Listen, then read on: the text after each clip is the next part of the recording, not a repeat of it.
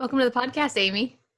Hi, thanks so much for having me. Of course. Well, I appreciate you being on here, not only as you are a prior veteran yourself, but that you have developed a business and a model to connect people across the globe, no matter during COVID or deployments, so we can still feel a part of the family when we're not. Yeah, exactly. I think that community and connection is so important. And I think there was no time like COVID for us all to realize how important that like physical interaction or even um, just virtual interaction, but having interaction with other people that are in our family or our friends, our community, it was so important. And I think people are realizing that now, how important that is. No, I definitely agree. And I think we can only stay in our house for so long, right? Yes, exactly. So, before we get into the Daily Hostess, which is the business you've started, I want to hear more about you and your story and how this all became to be. So, can you tell us a little bit about you first? Yeah, for sure. So I am married for almost 11 years to my active duty husband. We have two small kids, a 6-year-old and a 3-year-old, and they're quickly picking up a British accent since we live in England now. We're stationed here. But I was active duty for 6 years as a surface warfare officer in the Navy. I was stationed on two destroyers, one in Pearl Harbor, one in San Diego. So really amazing places to be. And then I did shore duty, and I got out of the Navy because we decided to start a family, and it just made more sense for me to get out. My husband was prior enlisted, so it made sense for him to stay in. And as a dual military couple, as you're aware, it is hard to sometimes get stationed in the same place or just be together, even if you are stationed in the same place. So it made sense for me to get out. And through our military journey, not being close to our family, we've always kind of hosted and entertained our friends.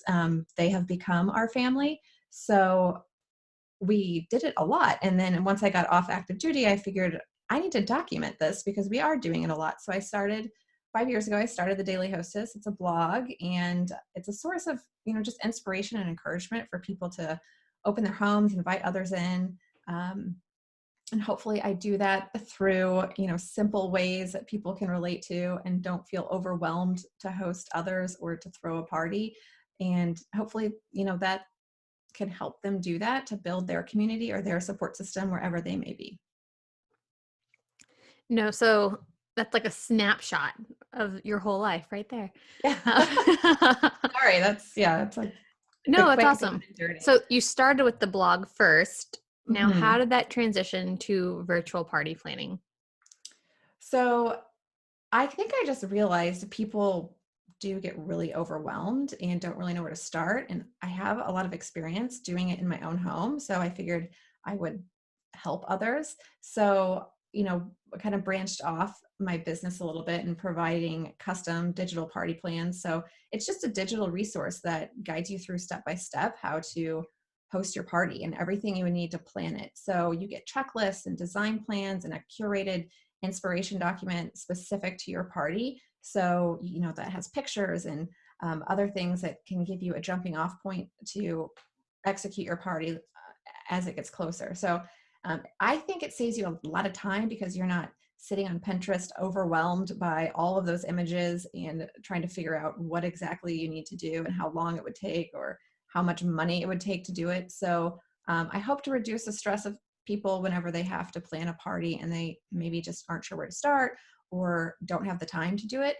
I can save them that time and stress and money and do the planning part for them so then they can just execute the checklist, which in the military, I think that's what we all are used to, is just a simple checklist that you can cross off as you go and get the end result of enjoying your party and enjoying your guests.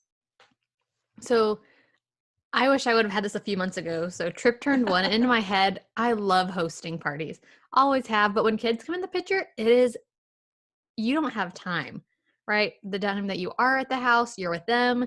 The rest of the time, you're at work. And if we didn't have parents there, even my husband said it, like, that would have not gone over at all. Right. And it was a simple first birthday party, but a lot goes behind the scenes. So that would have been really nice to have some stress relief and just recipes at hand from you, already prepared, from what we would have talked about.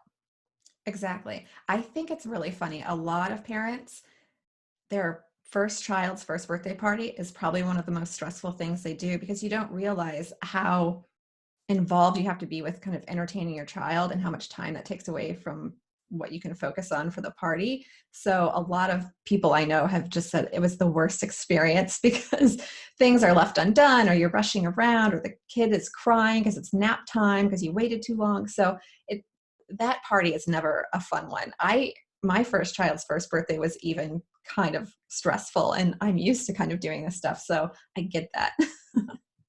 So why I wanted you on specifically was deployments, right? So we've deployments are kicked back into gear. We're at a normal operation tempo at the moment. And sometimes, especially when the mom is deployed, we want to feel that connection. Um, we want to feel like we're there and we can help. And I've told you, Brad would not plan anything if I wasn't here. So, and sometimes that's nice to have help with whoever is taking care of the kiddos back home. So, can you kind of tell us a breakdown of how this works, what moms should be expecting um, with your planning services?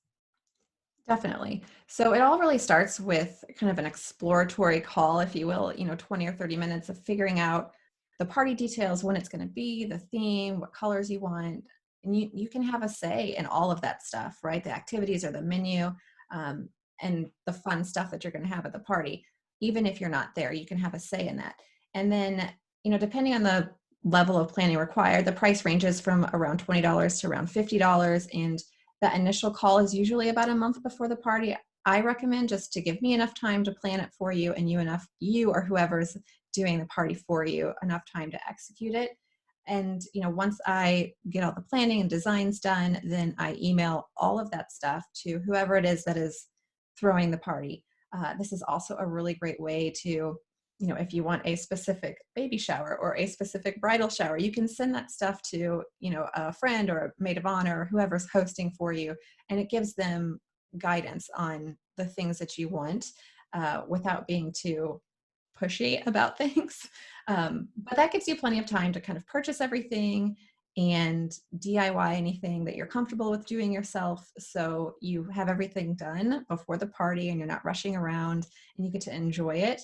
And especially for those moms that might be deployed, they still get those, fun pictures of their kids in front of the photo backdrop, or the tablescape, or they can, virtual zoom into the party and see everybody having a good time. And, they had a hand in planning it, even though that they're not there. No, I think that's really sweet. So you just made me think, have you ever thought of doing like weddings this way? I am steering clear of weddings just because it is such a big day. It's so emotional. It's not really something I want to get into. That's funny. But I do agree, baby showers that would be amazing in, or birthday parties, anything like that. Welcome homes for, those that are Yes, deployed.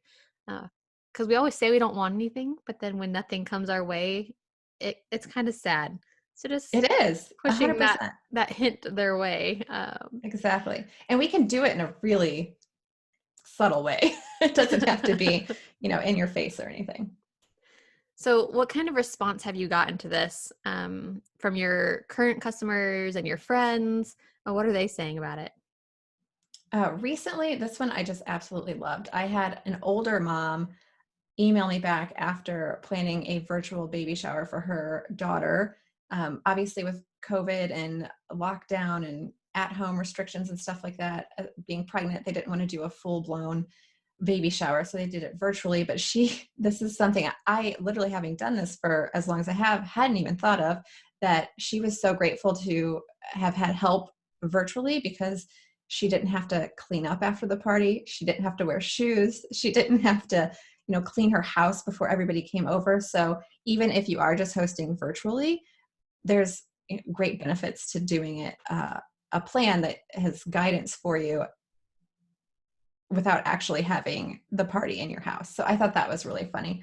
But people, I think it can be a jumping off point depending on how confident you are in your hosting skills. It can just be someone to bounce ideas off of and take the planning time away and you do everything. Or it could be, really helpful to that person that has no clue what to do or is really scared or stressed about hosting for the first time or hosting something that is really out of their realm. If it's, say, a dad that's home while the mom's deployed and they're not the one that's normally planning the party, and they have to invite other moms from school and other kids from school, and they don't really know how to navigate that, it can take that stress away for them. So I think it's multifaceted in the results, and it kind of just depends on what type of party you're having and what level of involvement you want to have with the process. So I do want to kind of steer a little bit. So since you are a prior veteran, right, and you have started your own company, how much help do you think your military background gave you as you jump started into a career? Because a lot of moms, we have that inkling to start something, but we just don't think we have the experience. Sure. I every day suffer from imposter syndrome. I think we all do, and we suffer from comparison, which is just like the thief of joy, right? It's not something we should do, but it happens. So, I have a background in naval warfare, which is completely unrelated to any of this. However, when I was on a ship and in the Navy, I did plan a lot of shipwide Christmas parties, MWR events, things like that. So I had a little bit of planning experience while I was in the Navy that hopefully what I learned there kind of translated. We've hosted a lot of fairly large parties at home. So I hope that some of that experience translated. But I think the biggest thing is just if you feel like you're lacking experience, we all are.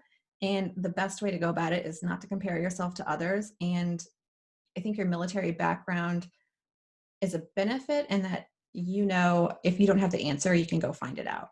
So Google, YouTube, all that stuff. Those are my best friends because there's a lot of stuff as you're going through the process of starting a business, growing it, especially when it's in a completely different realm from what you're used to. Those are your best friends. There's ways to find the answers and find other people that maybe have gone before you and get their experience and their knowledge from them. So it's a huge benefit. And I wouldn't want switching careers to be a drawback for people to not do it. So as you started your business from infancy, right, what did you have to do? Let's give advice for those moms that are thinking about starting businesses. I've kept saying on quite a few episodes now that being in COVID, being at home has kind of got that like, oh, this is nice. Maybe I want Yeah. to do this, but I don't know what to do, or I'm afraid to start, my own business that I can work from home and be with the kiddos. So kind of how did you go about developing the Daily Hostess? Yeah, sure. So when I started my business, it started as a blog and I took an online course, which there are so many great online digital courses from so many knowledgeable people. And I took the course and it really walked me through step by step. I think having that military background, I needed somebody to tell me A, B, then C, then D. So that was really helpful. And it started by buying a domain name, opening up WordPress and figuring that out, and figuring out how to just even post a blog and then how to write them and how to take photographs. So those were things I learned along the way. And if you would go back to the beginning posts on my blog, it's scary to look at how juvenile some of that stuff is. But it's also inspiring because I've grown a lot from that. But a lot of those kind of technical things were really difficult for me because I don't come from a technical background. So I was really grateful to have a digital course that could help me with that. And then again, I use Google and YouTube a lot, even now. I recently started a podcast, which again is a totally different thing that I'm not familiar with. And I love YouTubing like shortcuts when it comes to editing or things like that because it's stuff that I don't know. So that's where I started. And I would encourage anyone that wants to start whatever it is. You have a desire to start something, but maybe you don't know what it is. I think you need to look inward and figure out the thing that you're passionate about, figure out the thing that you're pretty knowledgeable on, and the thing that you want to focus on every single day. And I know for me, that has changed over time. Like I said, my business started as a blog and then we've created digital products. I've started a podcast. So it can change as you go, but knowing kind of the foundation of what you're passionate about and something that you want to do every day is really where it should start. and then find a digital course that can walk you through how to do it. And there are so many out there. Do you remember the name of your digital course? So I did it through, well, at the time it was Jones Design Company, but it's Emily Lex now, and that course isn't even available anymore. A couple places that I know of that I use frequently for various purposes in my business for digital courses are Amy Porterfield. She does a lot of email marketing courses, digital courses. So if you know how to run an Airbnb really well and you want to teach other people how to do that, take her course on setting up a digital course, and then you sell your digital course. So it doesn't even have to be a full-fledged business. It can just even be something you're really knowledgeable on and you want to share that with others. So she's great for email marketing and digital courses. I've taken courses on Instagram. I've taken courses on Facebook. So there's lots of them out there that you can find. Yeah, and I think that's one thing that I've realized real quick is you really need someone to help you with those specific questions. YouTube goes far, Google goes Yes. far, but it is more difficult than what you think if you have no baseline knowledge. Yeah. And I think having Google and YouTube sometimes can be really overwhelming, and you're kind of piecemealing it, and having a course that, like I said, is very streamlined and ABCD walks you through is so helpful. So now I have to ask, let's go back to party planning because I have this question burning in my mind. So Sure. if I was to deploy and Trip was to have a birthday and you gave Brad a checklist, he would probably still get overwhelmed. Have you ever thought of 100%. doing like a party in a box or something where you send them the decorations, the supplies, all that good stuff, and they just put it together? I have thought about it. And because my husband's still active duty and because we still move so much, it's not, I don't feel like we're at a point in our life that I can support doing that in my business, because it does take a lot of effort to, you know, get the boxes, get the decorations, the shipping, the the vendors, the manufacturing of stuff if you need to get it done. I've definitely looked into it, and I would hope someday that that is part of my business, because there are people that still get very overwhelmed. Just even, if a party plan says to, I'm trying to think of one recently that I did, like make a balloon garland, let's say, that could really freak some people out, even though I have a very detailed step-by-step tutorial there. And I think most adults with any sort of knowledge can figure it out, but it can still be really overwhelming for somebody that feels that they don't have a creative side or a DIY side. But eventually I would hope to do that as part of my business. Yeah. I feel like someone listening should make that an add-on. Hey, we'll have this service for you, party plan by Amy, and we'll just package it all up for you. There you go. Yeah. I need to collaborate with someone. Awesome. Well, so Amy, you said you started a podcast. So to vector our audience to get help as we plan all the time for gatherings, no matter if that's just getting together for a social event, a brunch, what can we expect to hear from your podcast and what can we expect to see on your blog? Sure. So the blog is more kind of quick and easy tips to help you focus on the main things of your party, or to kind of to shift your mindset a little bit. There are posts on, getting over fears when it comes to hosting and things like that. So it's more of, the written form of tips, tricks, recipes, tutorials, and mindset shifts. The podcast, Conversations with the Hostess, it's really for anyone, especially if, it doesn't matter if you're a confident host or someone that you're more reluctant and you're leery of doing it. And it's really just to talk about building your community and connection through hosting, because I know I felt really isolated after we moved once I got off active duty, because I didn't have work to make friends easily. So I didn't want anyone else to feel like that. And I think talking with other party planners or other experts with relationships is needed in this space to help encourage other people to get over the fears, or ways just to build community with your neighbors or your friends or your family a little bit better, especially when you move around a lot and you need to build that support system really quickly. It's important to be able to do that. And you can't do that if you're scared to. So hopefully the podcasts and the conversations that we have there are encouraging to those that maybe are a little bit more reluctant and inspiring to those that are confident in their hosting skills. Well, I look forward to listening to that. I really do. Because, like I said, when I was single, I would host all the parties in the world, all the breakfasts, have it ready. And then ever since Brad came along and now Trip, I'm very hesitant. Um, because, like you said, nap time, you never know what's going to get in the way. And when you host a party, you don't want it to flop. So But I it's always, that fear. it is the fear. And I think we have to remind ourselves that like perfection is not something we need to be striving for. And the imperfections are where the memories are made. So even if, your kid's crying half the time of the party, people are going to remember that party. Maybe not for a great reason, but they'll probably find it funny later on that, oh my gosh, I couldn't believe you cried the whole time. Um, but those imperfections is where your memories get made a lot of times. So don't let imperfection stop you from doing it. That's a good point. So, as we close up, is there anything that you want to give advice to for parents? One, to help them get over that fear of helping, plan the party, and how they can really just connect. Because I think that's more what your business sounds like it's founded upon, is to make sure people are connecting. 100%. So I think the biggest thing is you have to make that first effort. You have to get over that fear.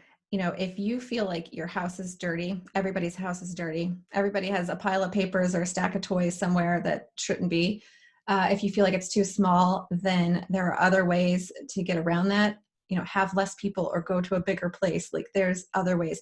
So whatever your fear might be, you have to just take the initial step. And if something goes wrong, it goes wrong. It's, a memory made, and hopefully you're able to solve the problem fairly quickly. Barring anyone getting hurt at your house when you're hosting, everything else will be fine. There's a way to get around it or to laugh it off later. So you have to just make that first attempt. And whatever your new normal is, if you're a new mom and you're trying to figure out how to do it with a kid, or your spouse is deployed and you're trying to figure out how to do it without the person that normally hosts in your family, you just have to take that first step. Well, I really appreciate you being on. I hope we take advantage of what you have to offer. I think it's phenomenal.